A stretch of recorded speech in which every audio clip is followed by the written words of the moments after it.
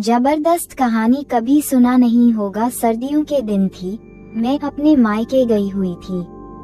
मेरे भैया भाभी के साथ ससुराल गए थे। घर में मैं, मम्मी और पापा थे। उस दिन ठंड बहुत थी। मेरा दिल कर रहा था कि आज कोई मेरी गर्म को खुदाई कर दे। मैं दिल में सोच रही थी कि कोई आए मेरे खुदा करे कि अचानक दरवाजे की घंटी बजी। मैंने दरवाजा खोला तो सामने 4 आदमी खड़े थे, एकदम तंदुरुस्त और चौड़ी छाती। या फिर पीछे से पापा की आवाज आई थी, वो मेरे जिगरी यारों आज कैसे रास्ता भूल गए। वह भी हंसते हुए अंदर आ गए और पापा को मिलने लगे। पापा ने बताया कि हम सब आर्मी में इकट्ठे, एक राजू अंकल, दूसरे तिवारी अंकल, तीसरे रवि अंकल और चौथी पंकज अंकल, सभी एक्स आर्मी मैन हैं। वह सभी मुझे मिली और सभी ने मुझे गले से लगाया। गले से क्या लगाया, सबने अपनी छाती से मेरे ठाकुरों को दबाया। मैं समझ गई कि यह सभी चक्री है। अगर किसी को भी लाइन दूंगी तो झट से पट जाएंगे। मैं खुश हो गई कि कहा एक औजार मांग रही थी और कहा 4 औजार आ गए। पापा उनके साथ अंदर बैठे थे और मैं चाय लेकर गई। वैसे ही मैं चाय रखने के लिए दुखी तो साथ ही बैठी राठौड़ा करने मेरी पीठ पर हाथ फेरते हुए कहा, कोमल बेटी तुम क्या करती हो। नीचे रखकर राठौड़ अंकल के पास ही सोफे के खाते पर बैठ गई और अपने बारे में बताने लगी। साथ ही राठौड़ अंकल मेरे पीठ पर हाथ चलाते रहे और फिर बातों बातों में उनका हाथ मेरी कमर से होता हुआ मेरे तक पहुंच गया। ये बात बाकी फौजियों ने भी लौट कर ली, सिवाय मेरे पापा की। फिर मम्मी की आवाज आई तो मैं बाहर चली गई और फिर कुछ खाने के लिए लेकर आई थी। रात को जब मैं झुककर नाश्ता परोस रही थी तो उन चारों का ध्यान मेरे की तरफ ही था और मैं भी उनके पहले में हलचल होती देख रही थी। फिर मैं राजू अंकल के पास ही बैठ गई ताकि वह भी मेरे दिल की बात समझ सके। मगर वही क्या, उनके सारे दोस्त मेरे दिल की बात समझ गई। बहुत सारे मेरे गहरे गले में से देख रहे मेरे ठाकुर पहाड़ और मेरी मदमस्त जवानी को बेचैन निगाहों से देख रहे थे और राजू अंकल तो मेरी हाथ ही नहीं हटा रहे थे। फिर उनके लिए खाना बनाने के लिए मैं रसोई में आ गई और उनके पीने का इंतजाम ऊपर के कमरे में कर दिया।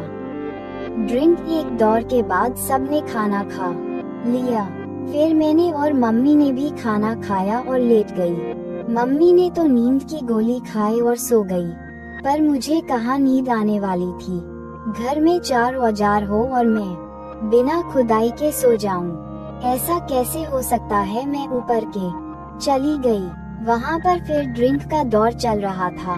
मुझे देखकर पापा ने तो मुझे नीचे जाने के लिए बोला, मगर सिंह अंकल ने मेरा हाथ पकड़कर मुझे अपने साथ सटाकर अरे यार बच्ची को हमारे पास बैठने दे, हम इनके अंकल ही तो है। तो पापा मान गए और सारे अंकल मुझे फौज की बातें सुनाने लगी। फिर वह सभी पीते रहे, मगर वह सभी पापा को बड़े बड़े ग्लास में ड्रिंक देकर खुद छोटे छोटे ले रहे थे। मैं समझ ले कि वह चारों पापा को जल्दी लोड करने के लिए चक्कर में है। फिर से अंकल ने भी अपना कमाल दिखाया शुरू कर दिया।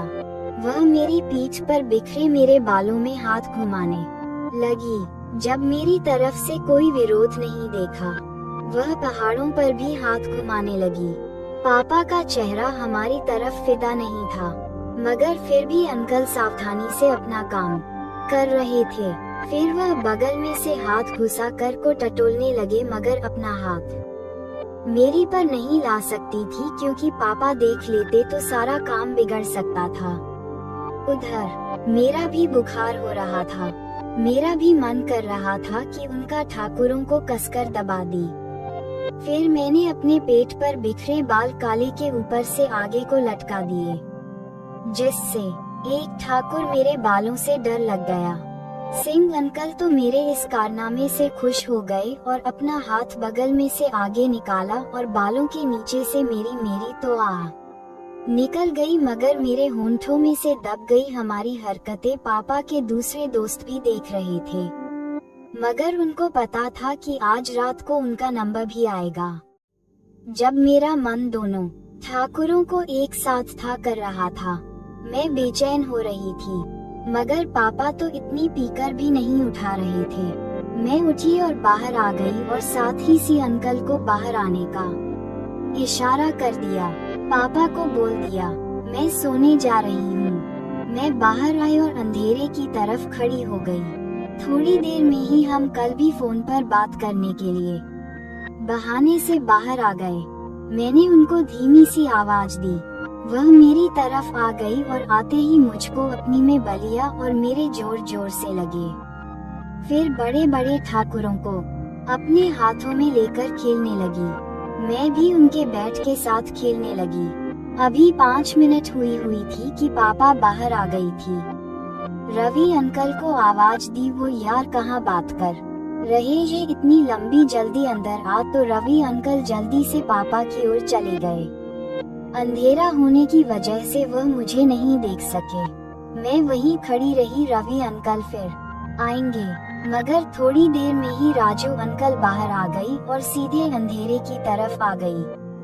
वैसे उनको पता हो कि मैं कहाँ खड़ी हूँ, उनको बता दिया होगा। आते ही वह भी मुझ पर टूट पड़े और सब करने सीएम का कर गई थी। अंकल ने बताया होगा, मैं भी उनका साथ दे रही थी। तभी तिवारी अंकल की आवाज आई। मेरी बारी आ गई। अचानक आवाज से लोग डर गए। पता ही नहीं चला था कि कोई आ रहा है।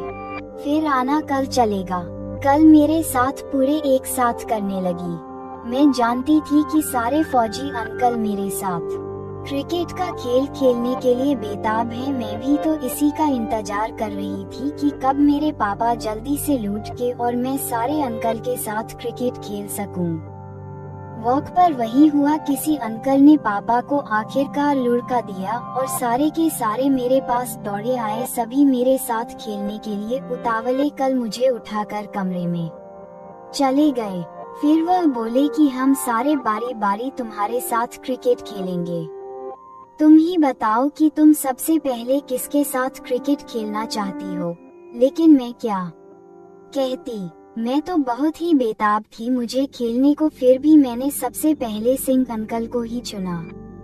उनका बाइट तो बहुत ही बड़ा था। मैं डर भी रही थी और अंदर कुछ भी हो रही थी। इस तरह मैंने सभी के साथ क्रिकेट खेला। सभी ने बहुत ही अच्छी परफॉर्मेंस दी।